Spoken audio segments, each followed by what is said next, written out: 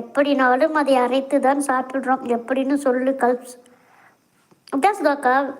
வேர்க்கடலை கொஞ்சமாக தேங்காய் வச்சுக்கோங்க. ரொம்ப சேர்க்கக்கூடாது. ஆனால் தேங்காய் வைக்கணும். நாங்கள் வைப்போம். காஞ்ச மிளகாய், புளி கொஞ்சம், கருவேப்பிலை அதில் உருவி போட்டு அரைச்சிக்குங்க. அவ்வளோதான், சிம்பிள். தங்கச்சிமா எப்படி செய்வீங்க? வீரமணி அண்ணா வாங்க, வணக்கம். சாப்பிட்டீங்களா அண்ணா? லைக் போடுங்க மக்களே. 5 லைக் போட்டிருக்குறாங்க தங்கச்சிமா.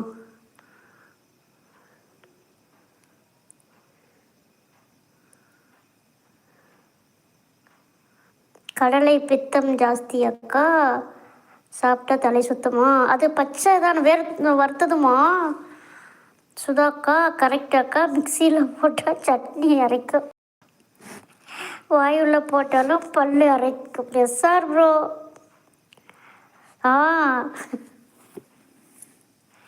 பூண்டு பூண்டு ஒரு 4 பல்லு போட்டுக்கோங்க.